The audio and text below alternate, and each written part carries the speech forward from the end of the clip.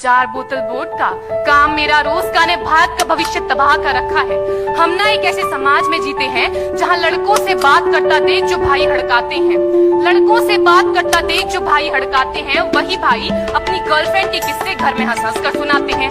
और मैं बता दूं, महिला सुरक्षा के मामले में हम आज भी चौथे नंबर पर आते हैं। हम ना एक ऐसे समाज में जीते हैं जहां पत्थर की मूरत को लगते हैं 56 भोग और भूखे नंगे तड़पते सो जाते हैं लोग, जाते हैं लोग। मजदूर को मजदूर समझिए, मजबूर नहीं। गरीब को काम कीजिए, दान नहीं। और अगर दान देने के इच्छुक हैं तो जीते जी रक्तदान कीजिए और मरने के बाद अंगदान देकर मरते हुए कुछ बता। यही सच्ची देशभक्ति और यही सच्चा राष्ट्र प्रेम है। न सरकार मेरी है न रब मेरा है, न सरकार मेरी है न रब मेरा है, और ना ही ये बड़ा सा नाम मेरा है। बस इतनी सी बात का गुरूर है मुझे कि मैं भारत की हूँ और ये भारत मेरा है और ये भारत मेरा है।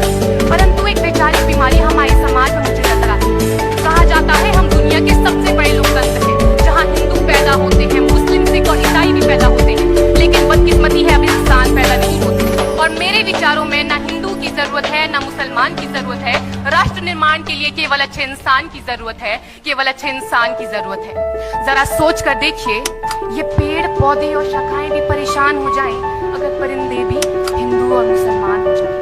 एक शैक्षिक बीमारी भी हमारे समाज में मुझे नजर आती है, और बड़े आश्चर्य की बात है जिस देश ने पूरी दुनिया को तक्षशिला और नालंदा देकर के विश्वविद्यालय शिक्षा की बुनियाद रखी, आज विश्व के 100 सर्वश्रेष्ठ विश्वविद्यालयों में हमारा एक भी विश्वविद्यालय खड़ा नहीं हो पाता।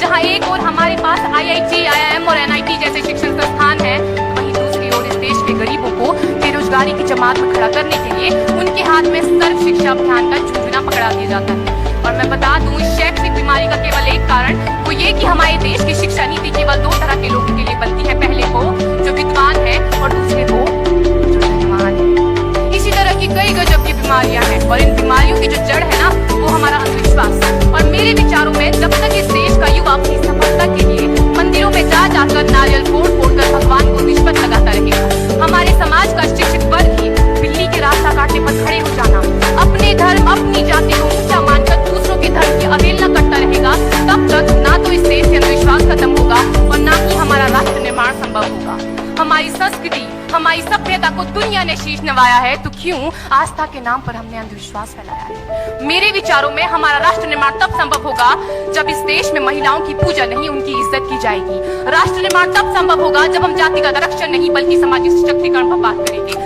राष्ट्र निर्माण तब संभव होगा जब स्वच्छता अभियान में केवल सरकार नहीं बल्कि सड़क पर चलने वाला हर एक नागरिक हाथ बटाएगा, स्वच्छ भारत स्वस्थ भारत को दिल से अपनाएगा।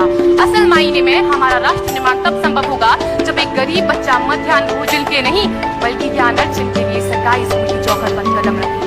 और हमारा राष्ट्र निर्माण तब तक संभव नहीं होगा जब तक एक नागरिक नैतिक रूप से सटीक, चारित्रिक रूप से भ्रष्ट, मानसिक रूप से दिवालिया, धार्मिक रूप से अंधा, राजनीतिक रूप से गंदा, स्वैच्छिक मानव मूल्यों के आंकड़ों में जिन्न शिन्न पैबंदमय अखंड भारत को खंड खंड करता रहेगा, तब तक हमारा राष्ट्र निर्माण संभव नहीं होगा। बड़ी बड़ी बातें नहीं, छोटी छोटी कोशिशें करनी होकर हमें पहाड़ से नहीं पत्थरों से लगा करती है।